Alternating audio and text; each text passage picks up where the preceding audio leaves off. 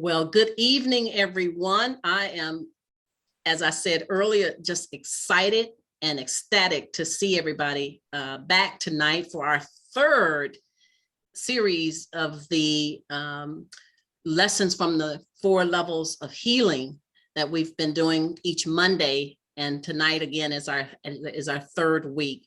And so I am just really happy that you're here. We'll obviously have other people joining in, and so we'll just let that happen. But I want to go ahead and get us going. And tonight, though, we are talking about emotional healing. And that's a little different from our conversation last time, which was on mental healing at the mental level. And of course, we started off week 1 with healing at the spiritual level. Of course, my belief is not that we can resolve we can begin this healing or continue the healing, but it's certainly not something we can do only once on a Monday.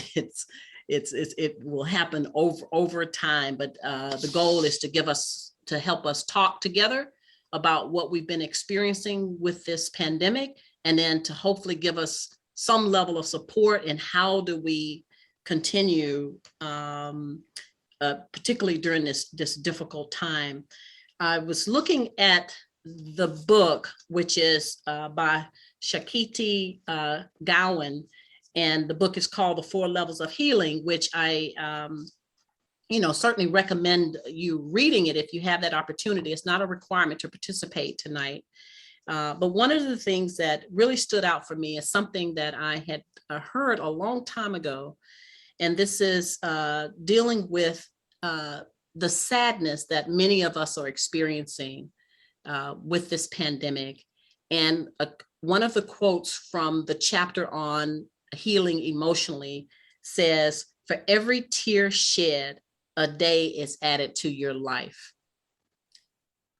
When I first heard that quote, I thought it was very powerful because it really gave me permission to allow myself to just cry and to let the tears flow, and to know that it is okay to allow those tears to flow.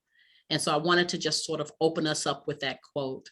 I'm Reverend Denise Junius, the interim pastoral care coordinator at Resurrection MCC. And I'm really happy that we are here talking about something that is very necessary for us tonight. We're going to introduce our speaker, and her name is Delores Hendrix-Giles, and she's a licensed clinical social worker as well as a licensed therapist. And she is an educator. When I look at her bio, that's the big thing that stands out, is that she is an educator. She's someone who has a passion for helping and serving others. But she spent a lot of years preparing people who are actually in the social work program, preparing them to become social workers themselves. So she's got a wealth of experience in the field of dealing with the emotional aspect of our lives. And we are very excited to have her join us today. And so as we get ready to listen to her and to give her our full attention, here's the question we're going to start off with for Delores. How do we deal with the sadness and the anger that many of us are experiencing during this lingering pandemic? Yeah. With that, I'll turn it over. Well, thank you for having me. I'm really gratified to be here today and come and share with you all. It's a good question. We're going to come right back to it. But I am interested to hear a little bit about you all in terms of describing your own emotions related to the pandemic. But before we hop into that, I want to say this. Discussions of emotions can be very personal. You can feel very vulnerable in this space. So I want to honor that. I want to make sure that we all honor that. And that as you're share those things that you feel comfortable doing so. When we're talking about emotions, there are different gradations and levels of comfort with going there. So let me just put that on the table. Tonight is a night where you don't have to expose yourself if you don't want to, but if you want to share things that are relevant to the conversation and sort of add to the meat and the juice of it, please do, because I don't want to talk for an hour and a half.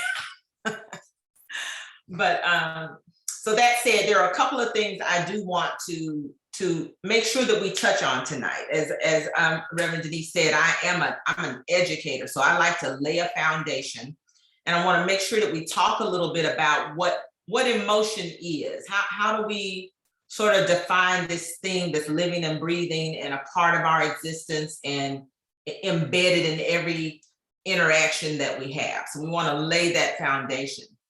And then I'm interested in talking about some of the ways that we heal. How do we deal with these emotions? And then I don't want to leave before giving you some resources, because emotions are those things that, they ebb and they flow. They show up, they disappear. And we don't ever want to fully get rid of them, because we're not interested in walking around like zombies. But we do want to learn how to manage them. So let's come back to the question at hand. We're talking about this pandemic. We're talking about this COVID. I don't like to call it that, but it's turning out to be an entire era, right? We're going into year 2 of contending with this. And so I'm interested in how, Reverend Denise mentioned sadness and anger, but I'd like to hear from some of you all about what emotions have come to the surface for you in this era? What have you been experiencing? And anybody, just feel free to open up your mic and say just a few words. Craig. Well, for me, it's been just all the discord. What's so hard about wearing a mask in school when children under 12 are not eligible to be vaccinated?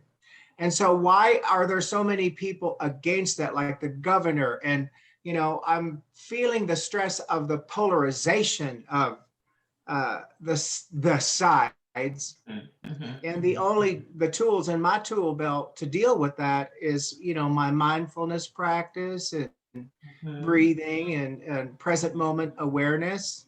But that still doesn't mean I'm not pissed off. Right.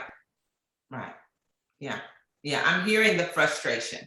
Thank you for sharing that with us. So I'm hearing the word frustration. We can add that to sadness and anger. Other emotions that you all are experiencing or feeling. Angel. Yes. For me, my emotions have been predictable, but it's how I've managed them has evolved through the evolution of the pandemic. And for me, I started off shocked, was shocked. Then I had to build up some extra on my courage. What can I do? This is very, a scary thing. So be courageous. And then getting a grip on it and kind of feeling like, all right, information's coming in. This is what we got to work with, seeing it more important to take in information. My compassion level went up. My hope that there was going to be a resolution went up. Then a feeling of selflessness. I really got involved trying to help people in any way I could with my limitations. And then there was a rest. I think that was for 30 days. We had a 30-day reprieve. And then I got angry. I got angry, and in that anger, I started wanting to really tighten up my circle tremendously, like kind of become over selfish with who I reached out to, who I helped. I got to thinking about it, if God did the rapture by saying that he was going to send planes and we had to be at a certain place at a certain time, how much would I continue extending myself out and trying to convince people to become a believer and get to the plane? Or would I just go start gathering my flock and make sure they got to the plane? You know, so I realized that then my next emotion was leading me to where I knew in the latest phase with the new tool, I had to set some boundaries. And stop expending my time on those who could help themselves but won't. That's my process to date. You know, and I'm excited that you have a process, that you have strategies, because with these things we call emotions, they are, as I mentioned, they are integral to us. And there are a couple of ways that we experience emotions. We experience them as a reaction to our environment. Something happens, and then we have a reaction. Someone criticizes us, we get angry, or we get excited or happy because a loved one's coming to visit. So that could be a reaction. The other way we experience our emotions is through our own internal system, our own thoughts, feelings, actions that we take. That's another thing that inspires our emotions. And so what COVID has done is COVID has drowned us, just completely covered us with both of those experiences. The reaction to the event, as well as the internal process that is happening for us about the event. So when we talk about things like sadness, we talk about anger, we talk about frustration. These things have layers. They're really only about 8 emotions that are primary, and the rest are sort of extensions of those emotions. When we talk about things like anger. So anger is a primary emotion, but it has levels and degrees, right? It can be anything from irritability all the way to fury and wrath, right? And then we have sadness. And if you had to describe sadness, you could go all the way from just a little bit blue, all the way to full-blown grief and depression, right? Same happens for fear or joy. I don't know if you know it, but interest is considered an emotion, whether or not you're interested in something. Someone mentioned shock. I believe it was Angel that said, you know, she sort of felt the shock of it, right? When it first hit, and it was, you know, there was so much loss that came with it. Well, shock is an extension of surprise. And shock can be that thing that Angel described, or it can be something like amazement, right? So we have this gamut of emotions that we feel. And the reason that I ask you to share a little bit about your description of the emotions that occur for you is because our ability to label and define our emotions has everything to do with how we manage them, right? Does that make sense? Can anyone share an event that other than COVID that inspired a positive emotion for you? Not that COVID would have inspired positive emotions, but anyone share it? Go ahead, Craig.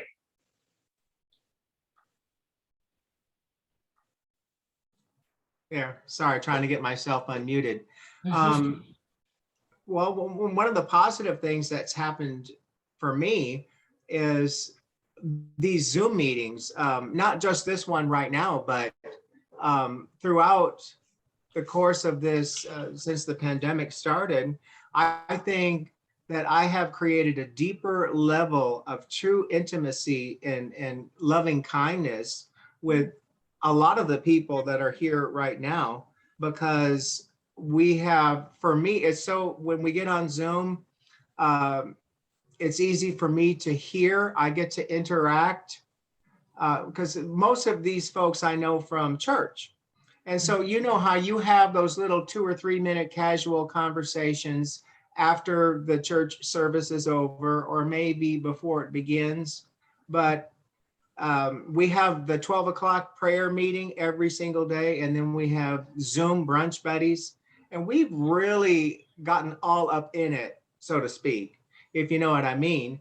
And we've created a level of intimacy that I'm just grateful for, because I've become better friends and allies with a lot of folks than I would have ever dreamed. So I do see the positive too. I do see the good about what's happened.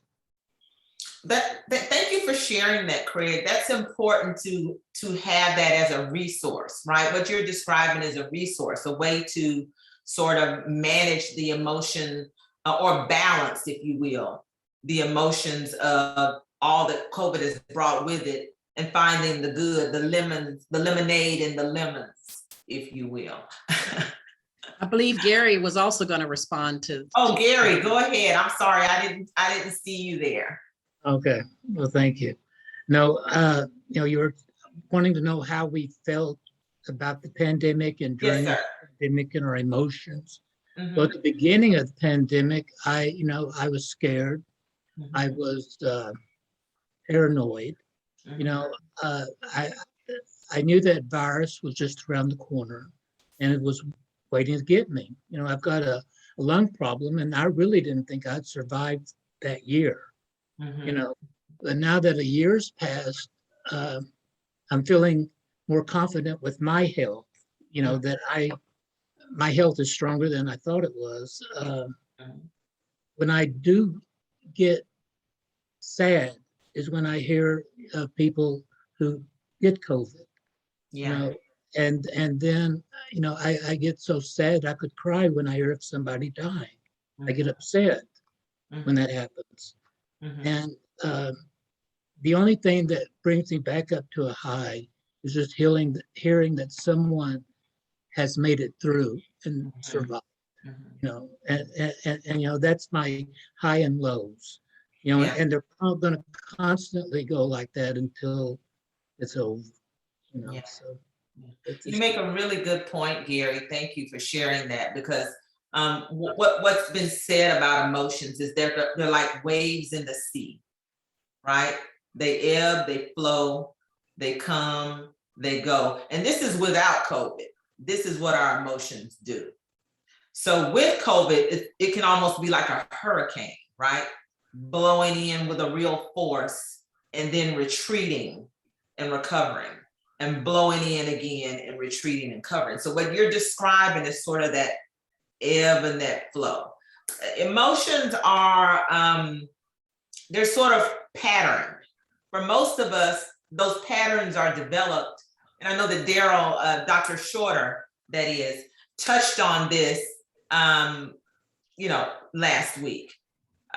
Emotions are like a set of patterns that we learn. And we pick those patterns up in our life, we're born with emotions, but families, your interactions, your history, all of those things inform the pattern.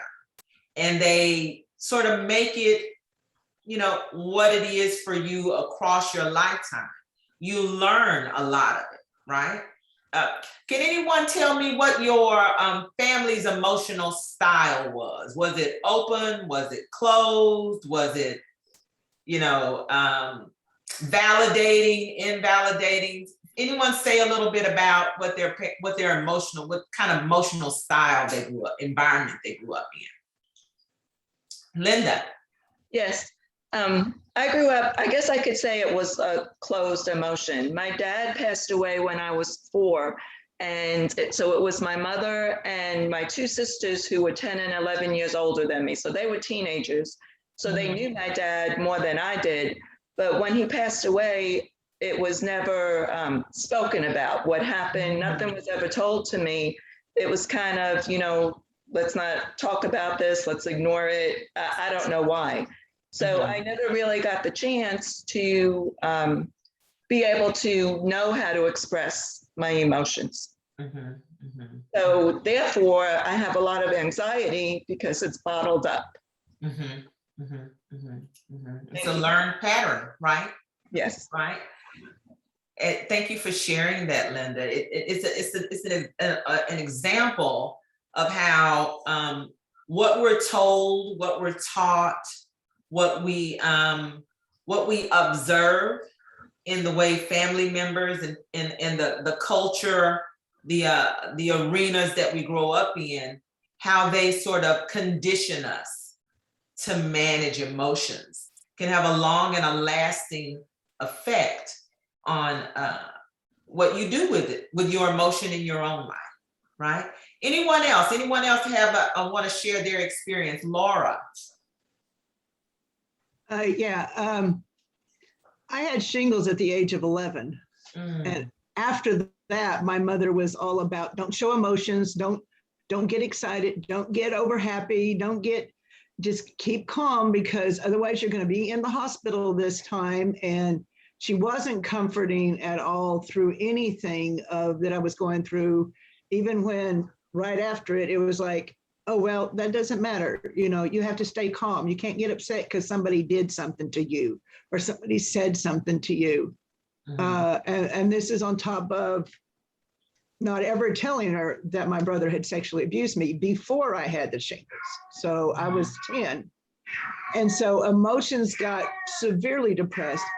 I was in probably my late 20s, early 30s before I thought it was okay to cry for me.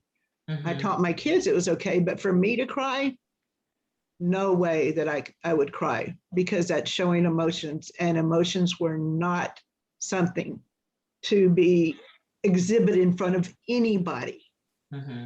Not even at church, not with nobody. You just did not share them. And I still have problems sharing emotions. And sometimes I don't even know what the emotion is, because I have not learned how to exhibit emotions yet. But I'm working on it now. But it's hard. It's very, very hard. And thank you for sharing that, Laura. I appreciate your vulnerability and your courage in letting us hear from you.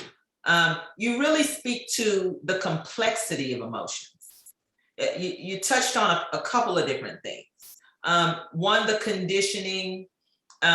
Two, how you've managed it and how it's been, what it's informed you in terms of your emotions. You also mentioned that you were able to teach your kids different, which lets me know that you had an awareness of it.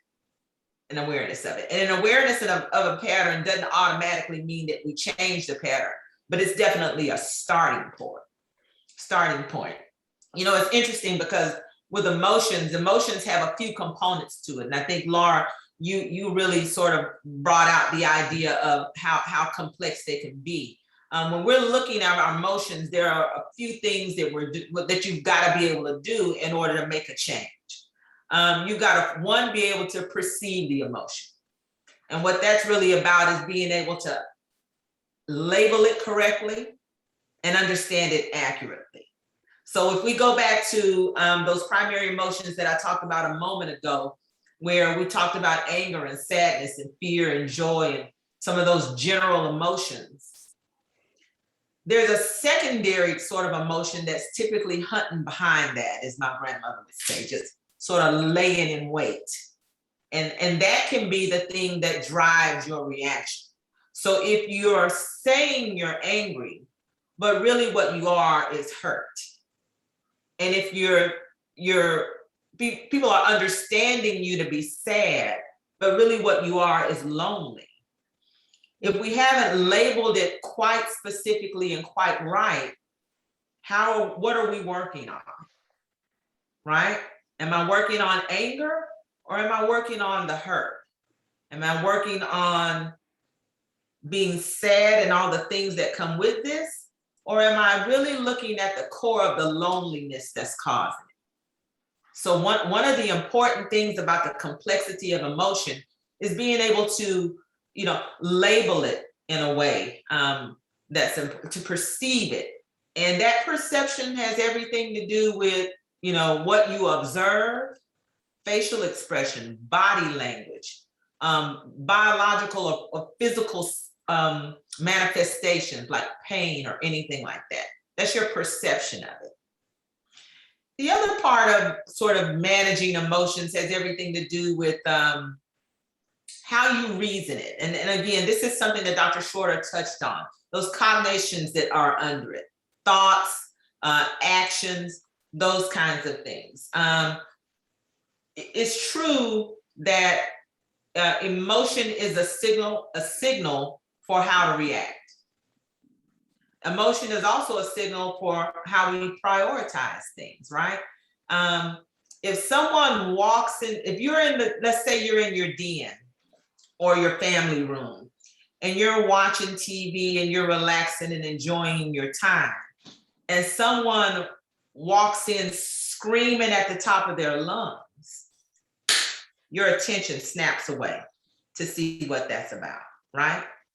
So you prioritize what that scream is about over whatever television show you might be watching. So one of the things that happens with emotions is that it acts as a prioritizer. The other part of it is, how do you understand your emotions?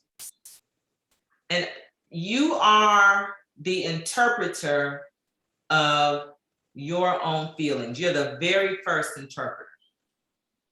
That goes back to that piece around labeling it correctly, right? So that you know what you're working on.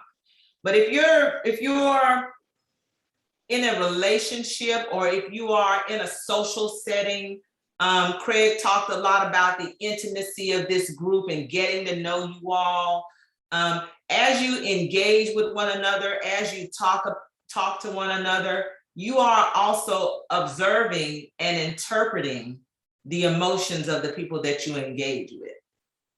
And that in turn gives you an emotional reaction or engagement. So you begin to see how many pieces and components there are to just having one emotion, and how complex it can be. And then after you got all of that figured out, and hopefully got it figured out well enough, then you got to figure out what to do with it, right? How to manage it. How do you soothe yourself? How do you respond and respond appropriately, right? How do you re-engage or engage with your own emotions and then someone else's, right? Tell me a little bit about your strategies. Talk to me about how you are likely to engage. Let's say, let's pick an emotion.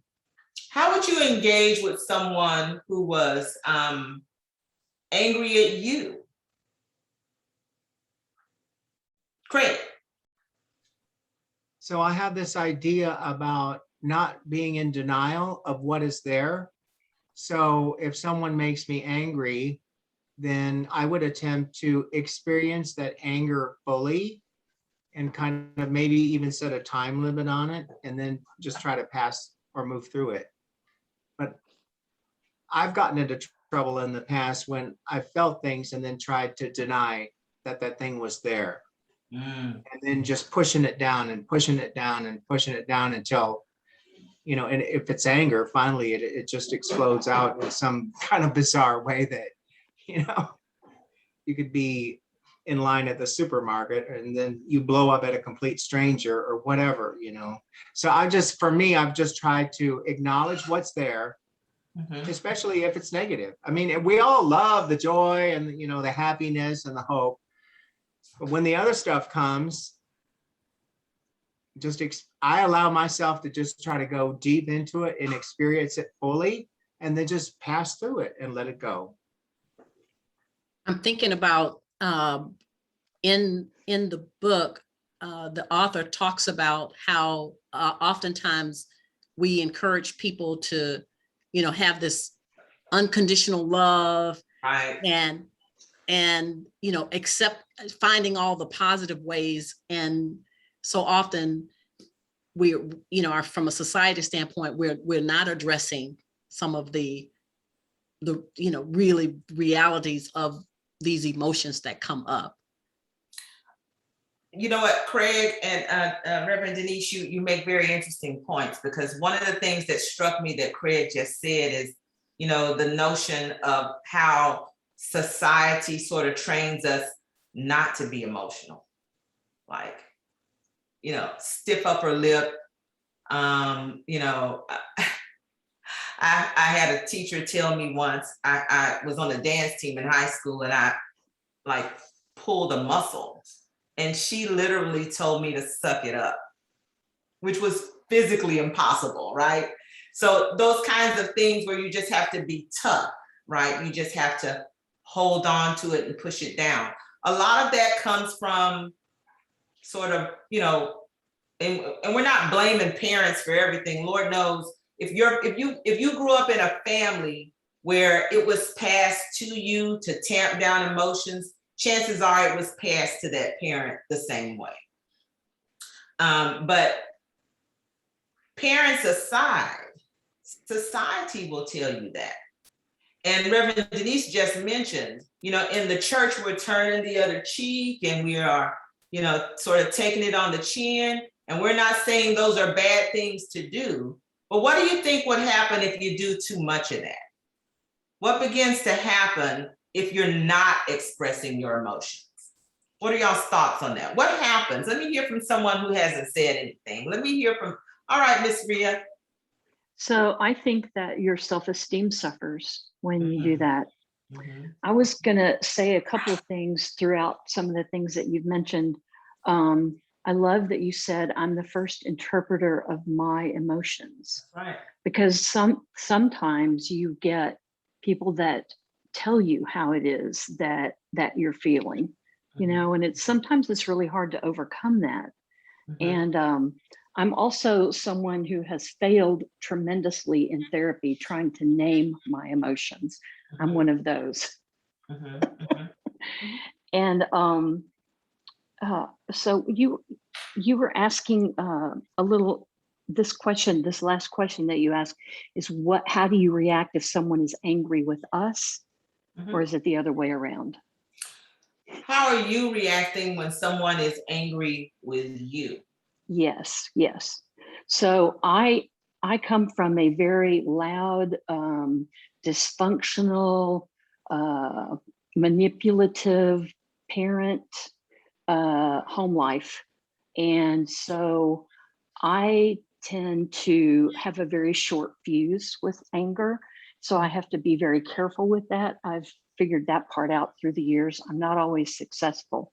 But if somebody's angry with me, my very first thing is to be defensive, to, you know, get my back up and kind of match kind with kind, which really doesn't help. And so I guess one of the things that I have done is try to say, this anger is probably more about them than it is about me. And I don't know what the issue is, but try to find out what the issue is. But if they keep saying it's me and I don't feel that way, then I feel like it's about them. And so I just get to a place where I'm just quiet and I just try to rationalize that it's not me that's doing it. Thank you for sharing that. I mean, you're bringing up some very interesting things because, as I mentioned, emotions are patterned, right? So there are things that we do over and over and over, and not necessarily consciously. Like this is a time to not judge or blame, or we want to in this moment, let's treat this like a something that we're observing about ourselves. One of the ways that you can change, begin to change your emotional reactions is to step back and give yourself the grace to just analyze it and not judge it, right? So you mentioned that one of the things you used to do is match kind with kind, right? And you also mentioned that sometimes got you into a little bit of trouble. Yes. But I also heard you say that at some point you were able to step back and recognize that emotion is not coming from you, it's coming from them. And it may be more about them. That would be what we would call a very wise mind reaction. And we're going to talk a little bit about some of those tools that you can use to sort of think through dealing with your emotions. But can anyone else share their own emotional styles? Rhea talked about her emotional style, one of the ways that she meets emotion. Anybody else have any thoughts about their own emotional style? Dwana? Sure. let me, Oh, I saw your mic come off. I Yeah. thought maybe you, I don't want to call So- you out.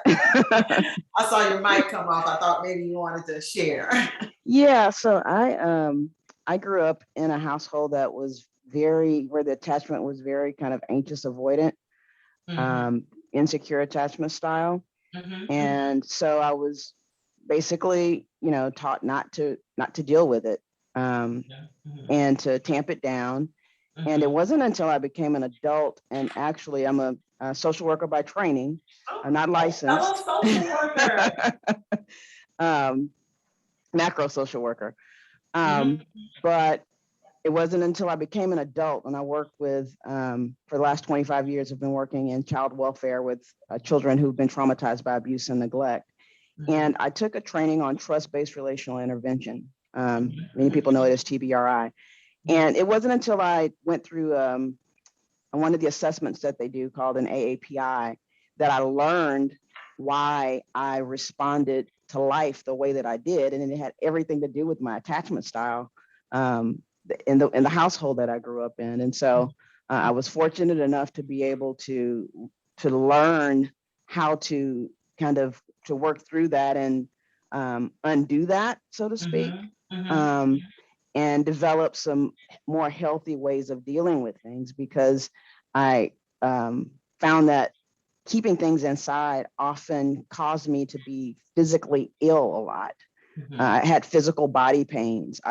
When I was younger, I suffered with ulcers, and I would have these major headaches.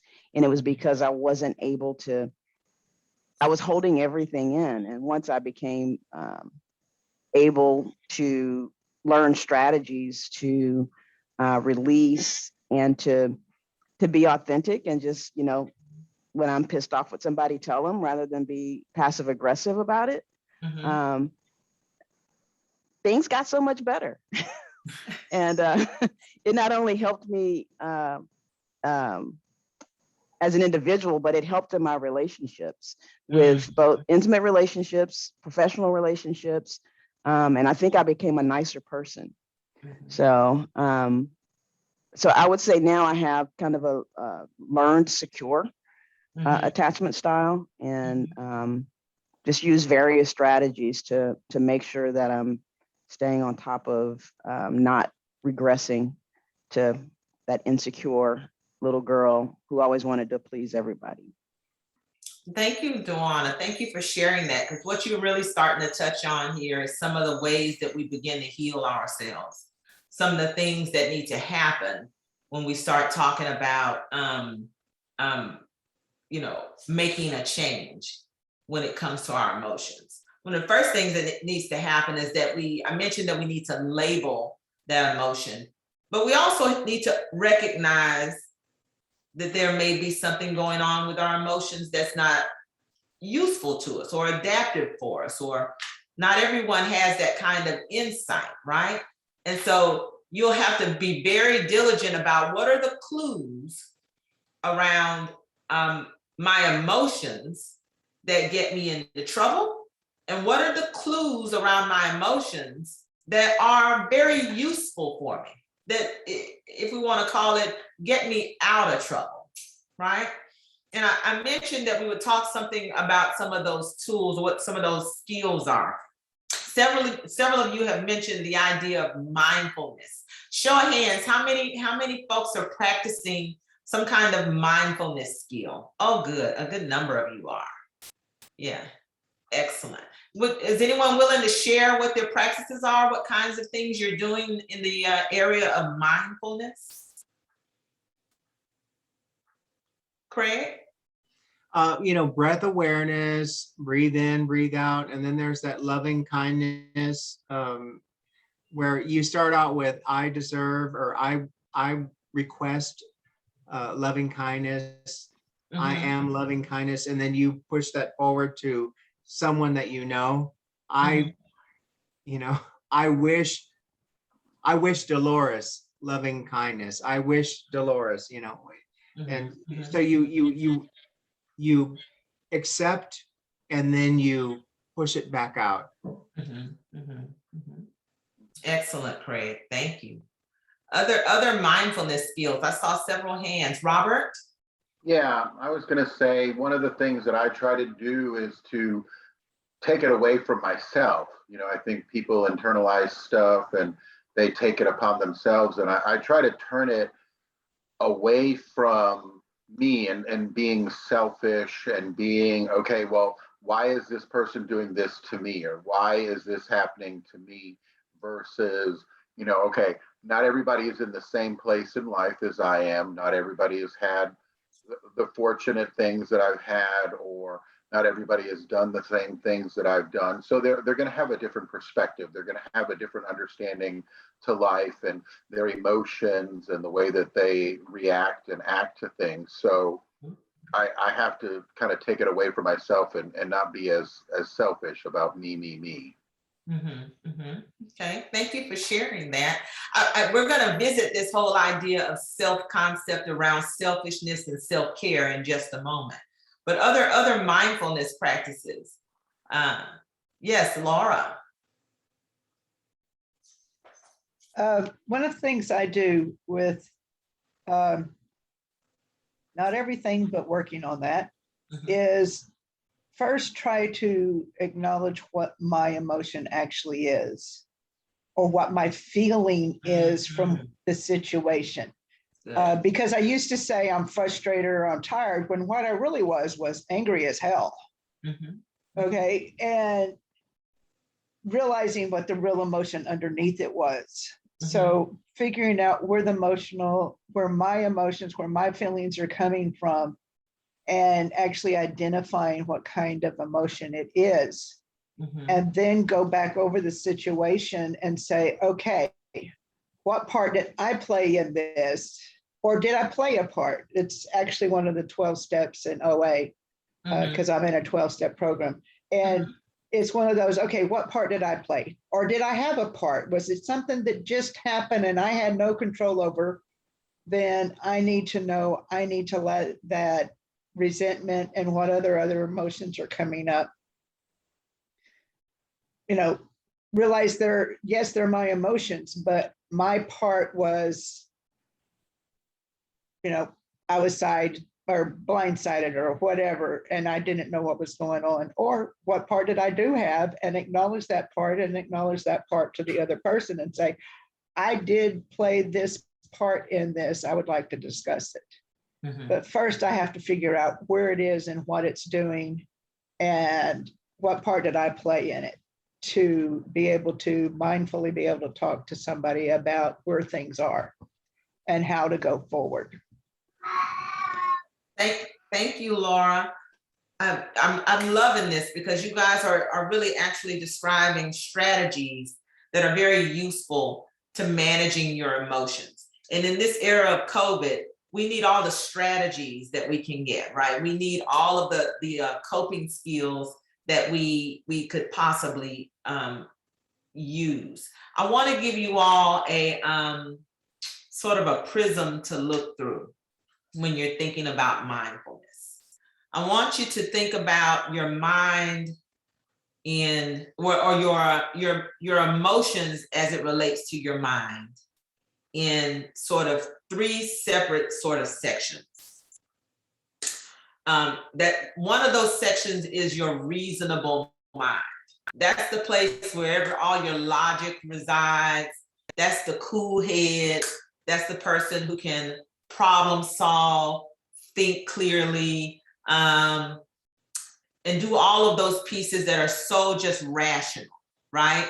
And that's easier to do when you're feeling good, right? When you're not upset, when you're not in a pandemic, when you're doing okay. There's your reasonable mind.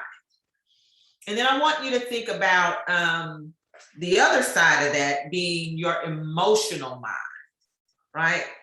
The emotional mind is the mind that controls your thinking and your behavior. So whenever you put emotion in the driver's seat, things are bound to happen, right? And sometimes good things, right? Sometimes the emotions being in the driver's seat can make you a very passionate person, right? You can get things done. You can advocate and fight for people. But sometimes when emotion is in the driver's seat, it can make you very irrational, or what folks these days would call dramatic even, right? So that emotional side of your mind is the mind that's sort of in the driver's seat, and it's running the show on how you react, how you behave, and how you and how you sort of think. Okay. And the rational mind is the logical mind. But here's the thing about these two pieces of your brain. There's a third one called the wise mind. And the wise mind happens to be a combination of the two, right? You got your reason, you got your emotion, and the wise mind is a combination of the two. And you got to integrate emotion with reason in order to have a wise mind. We all have a wise mind. Let me say that. Everybody has wiseness and wisdom to their mind. Depending on different factors, one of which we talked about is how you grew up and what your patterns are and all those things. Some of us may see that wise mind more than other times, right? Some of us may see it more times than other times. But you can't have a reasonable mind, or your reasonable mind cannot control your emotional mind, and your emotional mind cannot run your wise mind. Your emotional mind, I'm getting myself all twisted up. You need them both to be wise. Okay. Now, what the wise mind is the part of you that allows you to understand, experience, validate. And as I'm listening to some of you talk about your experiences with emotion, many of you have already gotten there, right? You've made it to that point of integrating the two of them. The wise mind allows you to observe, analyze, stand back, and sort of make decisions. So when I listen to Laura talk about her experience of sort of standing back and making a decision, she's working with that wise mind. But early on, when she was, I forget who it was, someone saying they were matching one for one, anger for anger. That's working with your emotional mind, right? So I'm sort of sharing this with you so that as you begin to strategize in a mindful way, you can pull yourself back and say, okay, which one was that? Am I letting my emotions drive my behavior? Or am I being reasonable and logical? Or am I blending the two so that I can observe, not judge, analyze, right? Make a decision about what behavior I will show next. So that's just a little tool that I want to share with you all around sort of managing your emotions. How do you get there though? How do you get to the point of recognizing that how do you get to the point of getting this integration? And there's the magic, right? I think Linda also had her hand up. Oh, yes, go ahead, Miss Linda. I wanted to mention that I have been through a lot of CBT, cognitive behavioral therapy. Oh, yeah. So when my emotions cause irrational thoughts, which also causes irrational behavior, I fall back on that, what I've learned in the CBT, and I do the log, with I think there's 8 columns, and I reframe my thoughts, which kind of then just takes the negative effects of the emotion away. Right.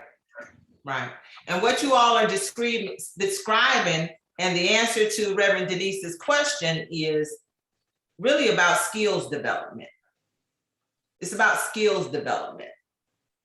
The practices that you put in place, the insights that you develop across time, and sometimes with help, like therapy. I'm going to talk a little bit about that too. That will assist you in getting to that place where you can integrate too. So let's talk about how you do your healing work, what that looks like. We've already talked about labeling feelings. We've already talked about recognizing feelings. Those two things in and of themselves are skills. Being able to understand what emotion you're having and define it very clearly so that you know what you're working on, right? That's one of the skills. And then, you know, here's the important thing to understand. Emotions aren't always rational. They crop up, they show up, they as we mentioned earlier, that waves in the ocean, right? They ebb and they flow. And you'd be interested to know that most emotions, most of them only last seconds to minutes. When an emotion extends itself over a little bit of time, we call it a mood, right? And they can perpetuate, they can be very self-perpetuating. So you wake up in the morning, you get out of the wrong side of bed, as they say, stub your toe, you're angry. The phone rings and it's, you know, someone you love and would love to speak to. Suddenly you're not angry anymore. Walk outside, pleasant day, get to work, stack this high full of paperwork. Different emotion, right? So you're ebbing and you're flowing. And when things, and I mentioned that they self-perpetuate. So you can extend an angry mood by what you think and continue to think. This goes back to sort of what Miss Leudde was talking about your cognition, what Dr. Shorter was talking about last week, about how your thoughts and your behavior can feed your emotion and vice versa. And we can pick up anywhere in that triangle and affect the other two, right?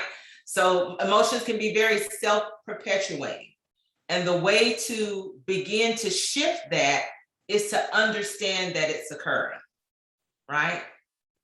The way to get out of a bad mood, and I'm not talking about depression or extended sadness or anything like that. I'm talking about a bad mood. The way to get out of a bad mood is to interrupt the perpetuation of the thoughts and the things that extend that emotion, right? So that's one of the ways to do it.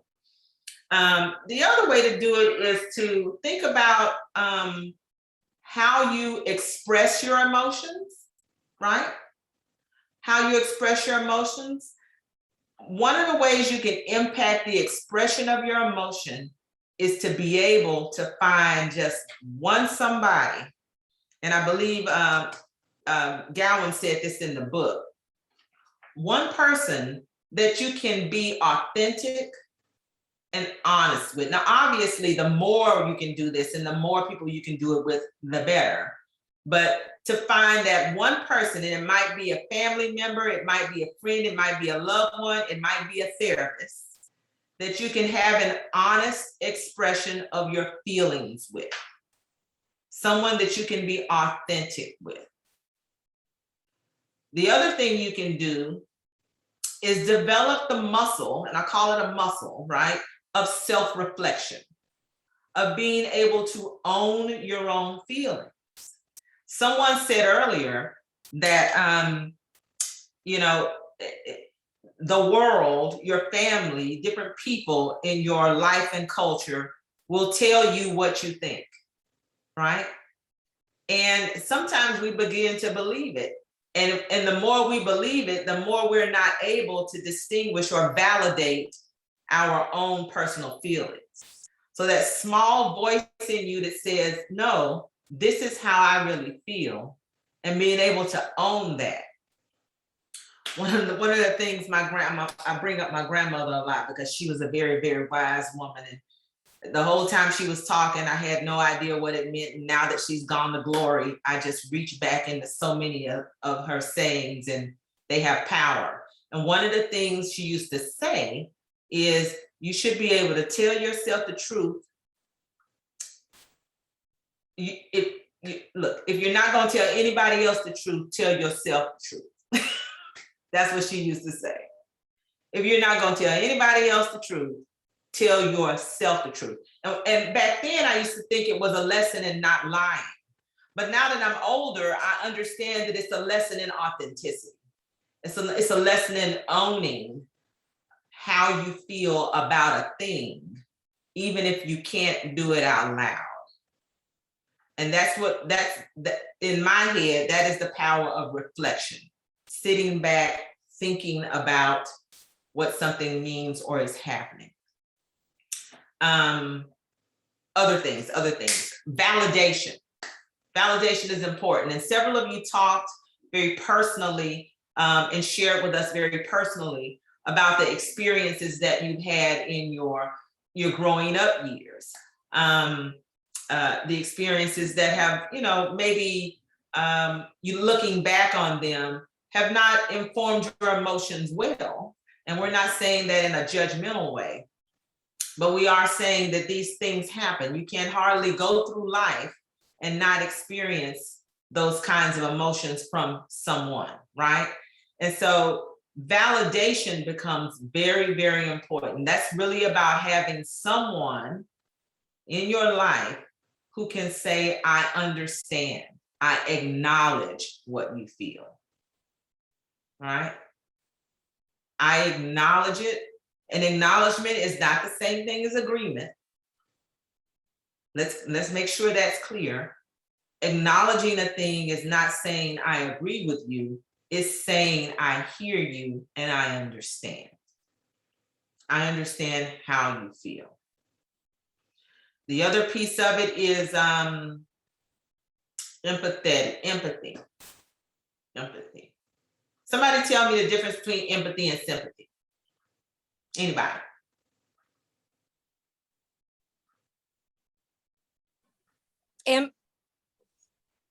Hi. Go right ahead, Miss Virginia. Yeah, so sympathy is kind of more, feeling sorry for somebody. Mm-hmm. See, being sympathetic can be caring, not necessarily being feeling sorry, but caring about somebody's plight, caring about their situation, maybe even helping or wishing you could help. Being empathetic is really trying, we can never understand completely how someone else feels, but trying as best we can to put ourselves in their shoes. Yeah. To recognize that what they are feeling is what they are feeling, and they have a right to those feelings, and acknowledging them, like you said, and being sensitive to those feelings. So being sympathetic, but taking it that step further and trying to really kind of put ourselves in their shoes and recognize that. And I think in a lot of situations, people in this group are very empathetic and recognize that, so many situations, but by the grace of God, God and good friends, we would be right there, could be there. So.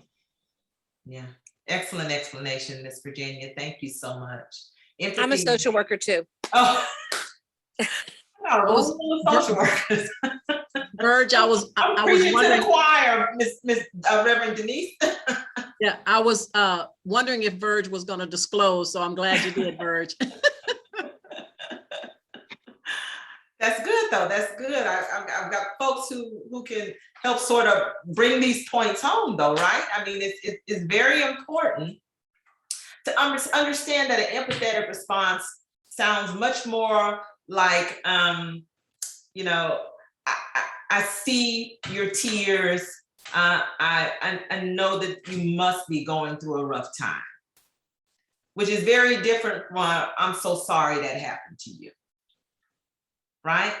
And so empathy and gaining that empathetic response is one of the ways that we can begin to heal our emotions. There's another way that you can heal your emotions, or I say you, but that we can begin a process. But understand, it's a process across time.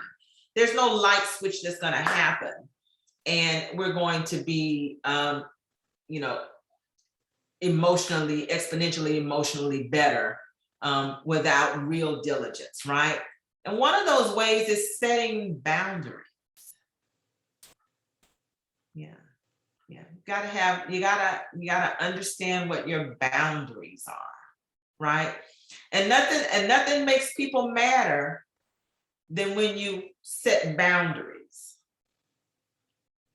They won't call it anger, but it'll show up in different ways, right? Boundaries are not easy things to do. And let me just also say this, that we really mostly set boundaries to take care of ourselves, right? The whole purpose and intent of a boundary is self-care. It's to take care of yourself, right? So boundaries look like saying no. Boundaries look like carving out time for yourself. Boundaries look like setting parameters around your time and your energy. Your time and your energy. And I promised earlier that I would say something about selfishness versus self-care. Craig is smiling. Because so often, the world will tell us that you're being selfish when you don't extend yourself, or when you don't do what someone's asked you. And isn't it true that in order to do for others, we have to be able to have the energy to be able to do it and do it well? And so when we're burnt out, when we are struggling, and we're doing for other people, the likely scenario is that you come home and you don't have time to take care of yourself. Doctor's appointments go by the wayside. How many caregivers do I have in the room? Anybody caring or in the past cared for anyone, family, friends, something like that? Hand raised. Miss Nelda has her hand up. I can't see her, but she's got that hand up. Yes, you know what I'm talking about, right? That giving of, that caring for others, it's a thing that we do. It's ingrained in our spiritual lives. It is important. It is necessary. But I promise you, if you don't replenish, it will not benefit others in the long run, and it will certainly burn you out. And so that's one of those things around boundaries that you absolutely must cultivate. And it is not selfish, because you're not doing it with the intent of only regarding you and no one else.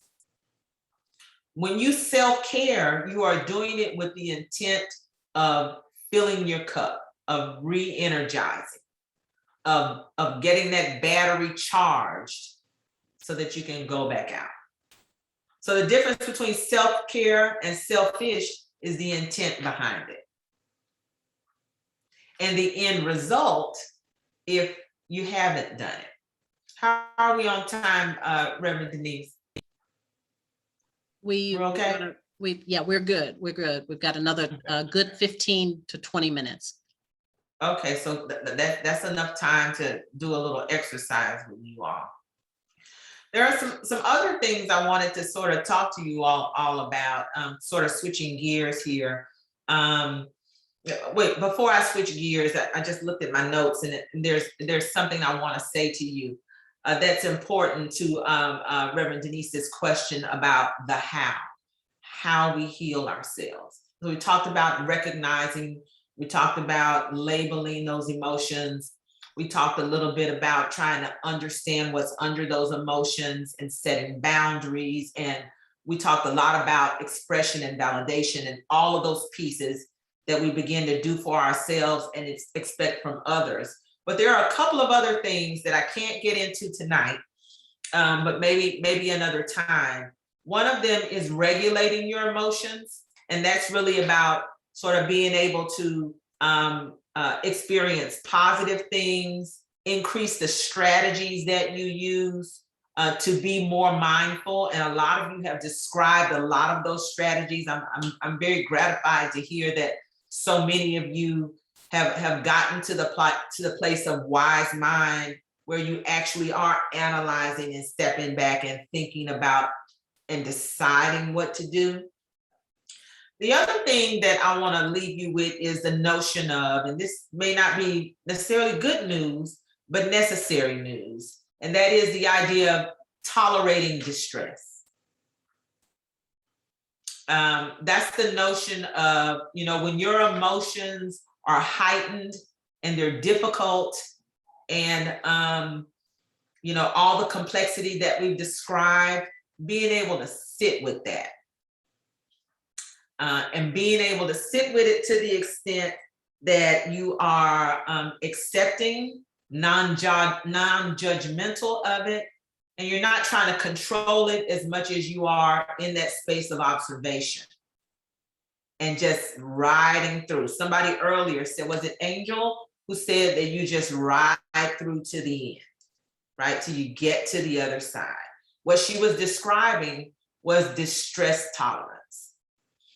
And I say it's not necessarily good news because, you can hardly live this life without experiencing some kind of pain in it, right? It comes with it, part and parcel with living. And so the extent to where you are able to tolerate that distress, not so that you're not that you're having that tamp down or that stiff upper lip that we talked about, but tolerating it to the extent that you can get to the other side without reacting in a way that is impulsive, dangerous, or hurtful to you. That's what distress tolerance is about. And it's really important to develop that, again, another muscle, so that the work can be done in terms of the healing.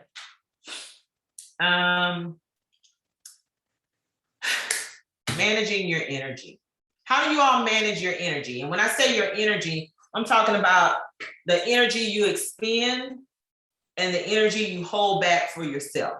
How many of you are really good at managing your energy, and how many of you have work to do? Let me hear from the ones who have good management of energy. Okay, that's not enough hands. Craig, you were going to say something? Well, I love, I work at CVS Health, and so we have a lot of clinical professionals in our organization. And so they've been advising us all along. Okay. And so they've been saying it's really critical to exercise yourself. And so I love being on the bicycle and getting out there for an hour a day riding, and just making sure that I'm getting the heart rate going and, breathing the air. And you got to get out, you got to keep moving. You got to keep moving. And I'm, 58 years old. So I love engaging in physical activity because it really helps the mind.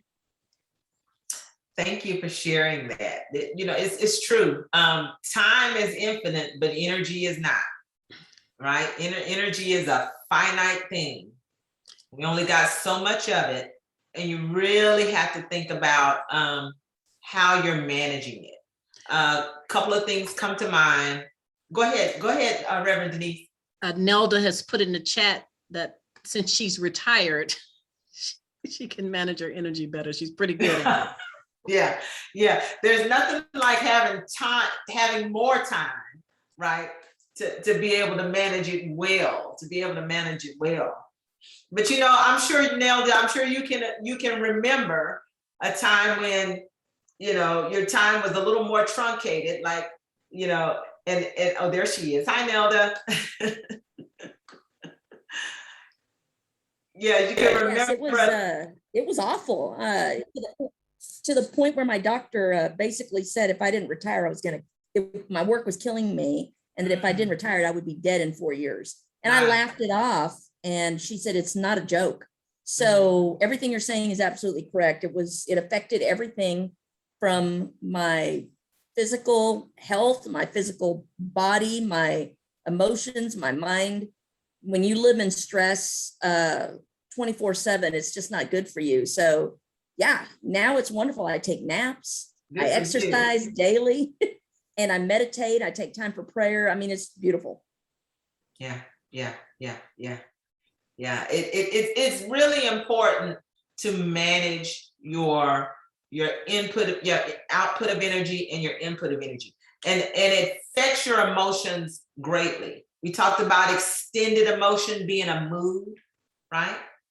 And when you're burnt out, your constant pattern of emotion, it is affected. Miss Virginia, I see your hand up.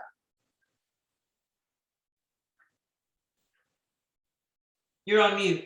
Oh, sorry. And I was muted Okay. because my dog is barking and Oh. insisting on playing tug because I have ignored her all day. I just posted in the chat about this book. I don't know if you can see it. Anyway, it's titled Burnout: The Secret of Unlocking the Stress Cycle. And it was one of those and I think, was it Angel that said that, you kind of work through and get to the other side. And that's sort of what that they're talking about in this book, is that if you see stress as, because the ongoing, endless, unrelenting stress will kill you, will kill us all. And, and so, or at least put us in a hospital. And so figuring out, just like what you were saying, figuring out what breaks that cycle, what releases the stress, and that you have to, intellectually, you have to know to apply, okay, this has gone on too long. I have to break the cycle. I have to apply, whether it's meditation or yoga or exercise or, whatever it is that's going to break the cycle. Anyway, so I highly recommend this book. It's called Burnout. The Secret of Unlocking the Stress Cycle. It's written by two sisters. One of them's a psychologist and the other one is, I think, an artist. Anyway, it's brilliant. Yeah. Thank you for that resource. It's also on Audible, if you like listening to books. I like to listen. Yeah.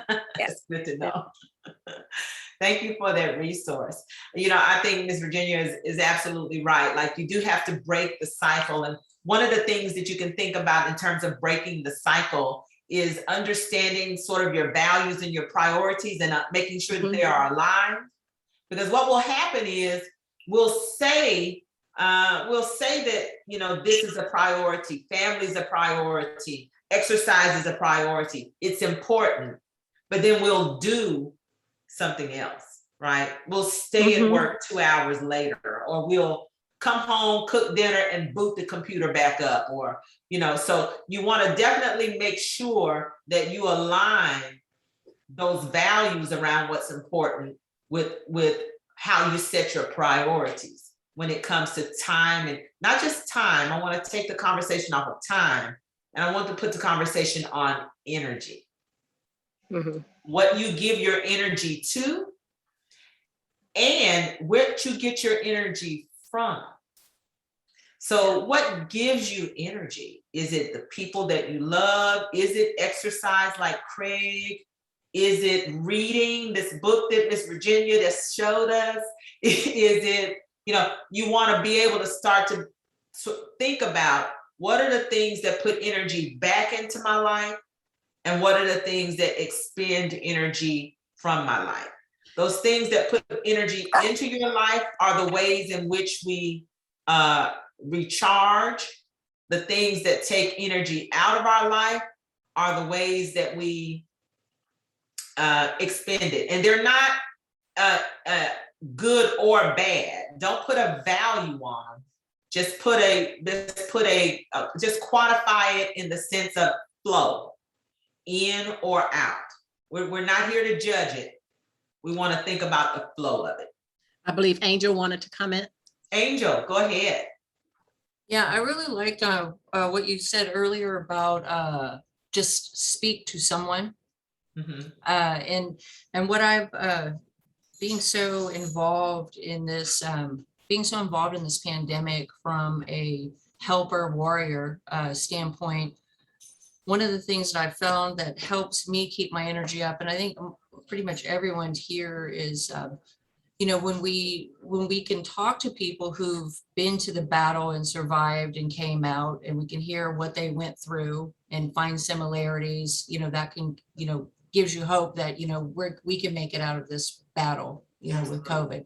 And one of the ways I refuse to accept that my emotion is, I absolutely refuse to accept that nothing can't be done. And so I stopped spending my energy on the anger and started just using that wise mind to get creative and say, where can I find answers? How can I provide more help? And one of the things that I did is I started thinking, what is another time in our nation where our whole entire nation was affected simultaneously? And there were, you know, a great social upheaval, a great loss of life, going without things, you know, all of these challenges. And when I got back and I started looking and the things that went on in World War II in everyday life, you know, in everyday towns, to everyday families. And I started reading the stories, you know, it was a different element, but kind of the overall thing of what was affecting people was very, very similar. And, you know, I doubt there's many of us that sit around and chat up someone who lived through World War II as an adult and could really tell us, you know, what it was like. And if we have, you know, that's a great thing. But reading those people's stories, and the thread that came out of it the most is they got through it because they connected and they got together and they had each other. And, you know, the huge difference here is, you know, the dark has tried to put a lot of divisions in our society during this war with COVID. And so I try to keep all my emotion out of the anger, and I try to stay focused on where I can keep connecting anytime I see something starting to divide. You know, in the space I can walk, in the space I can be, in the places I can go. And I've just found that so powerful. And, you know, so many of those stories of everyday people that I've read talking about, I couldn't have made it through without my church when I lost all 3 sons. I couldn't have made it through without my neighbors. I mean, you know, they were talking the truth there. They were telling their true emotions, and they made it. And then we made something great afterwards in many ways. I love what you're saying. I love what you're saying, because you're really talking about the power of community. Exactly. And the power of connection. Yes. And the value of having that witness in it. You know, you can't say enough about that. I think you really hit the nail on the head when you call COVID a war. Like we're in the middle of an ongoing sort of, you know, up and down. Hopefully we'll end at some point in the future, all out war, right? And you can't win a war with division, right? And you can't win a war alone. And so it's a very important conceptualization that Angel just handed us. And one more thing. And one more thing, you have to provide a value worth winning the war. You have to provide, you have to give a carrot. It's just human nature to need a carrot. Yeah. I think you are absolutely sort of honing in on my very last point, because we've got 2 seconds left, it looks like. And that is get help. Like there are resources that are available to you in the community. I've sent some resources to Reverend Denise to share with you all. I sent an inventory to her that she can share with you about how to audit your energy. And we talked about auditing your emotional energy, but this inventory that I've sent for her actually lines up with the 4 levels of healing by Gowan, because it is a look at your physical, your spiritual, your emotional energy as well. I really want you all to take a look at that. But more than that, I really want you to think about not just the ways that you extend yourself to one another and to other people and to the community, But if you are struggling in any way with your emotions, think about extending yourself into a therapeutic environment. Get some help from someone who's trained, and it doesn't have to go on and on forever. It can be one to 3 visits. It can be months. It's based on what you need, right? It's based on what you need. So please give that some consideration. And with that thought, I'm going to turn it back over to Miss Denise to wrap us up. I so appreciate being invited to speak with you tonight. Thank you so much for your time. And I really appreciate the opportunity to get to know you all. Thank you. Thank you. Well, once again, another fantastic night with a wealth of information to share. So, you know how we like to do it. We like to let our speaker know. Well, first of all, before we go there, because we have about 4 minutes, if anyone has a comment or a question, let's take at least 1 or 2 comments or questions.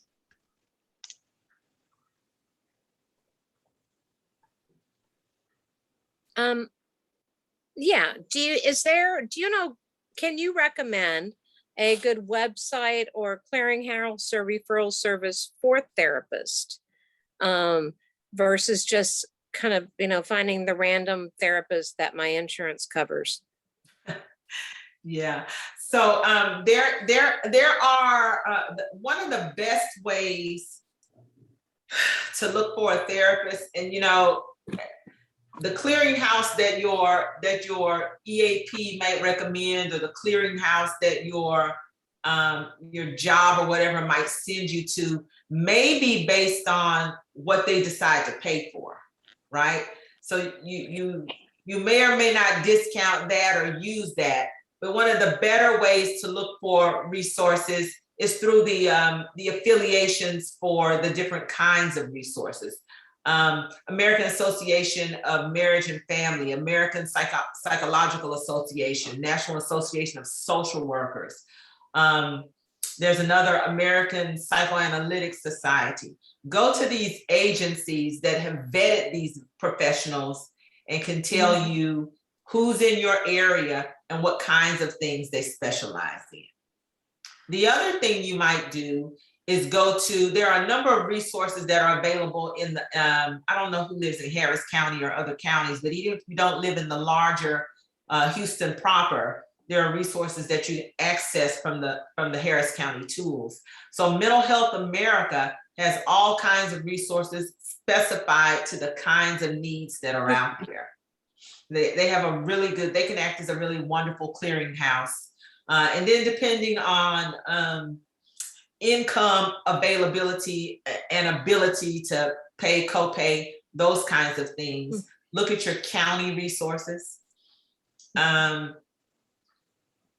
suggest that as much as you can, try to use a referral or recommendation from someone who can tell you firsthand the experience they've had.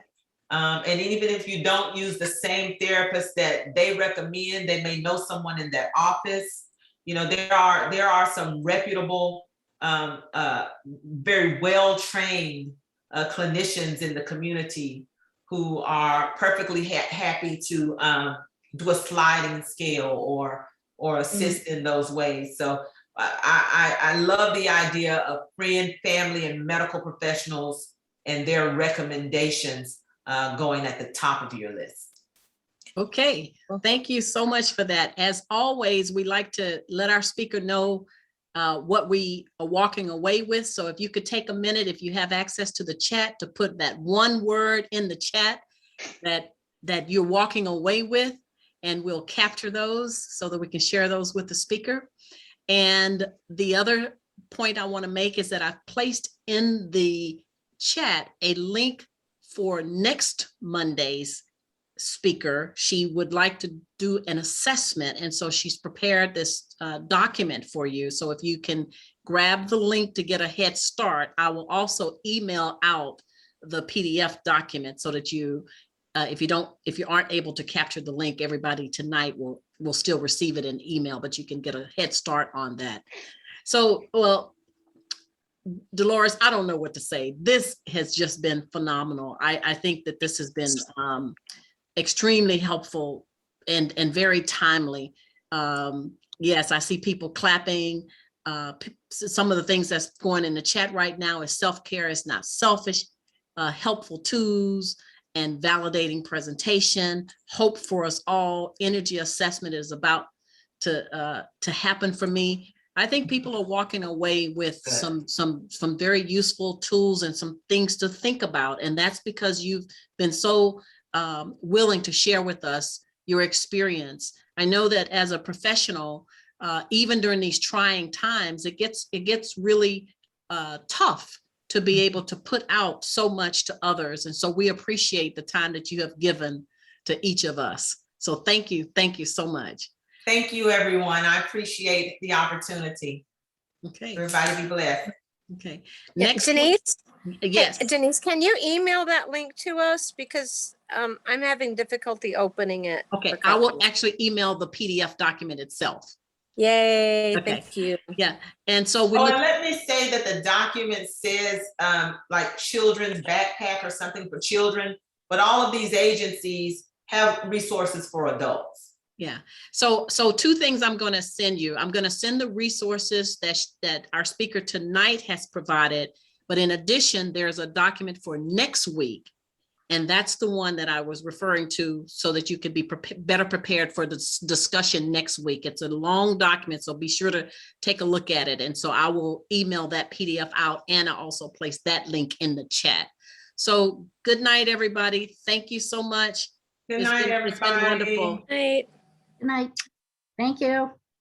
Bye. Thank you. Night, thank you.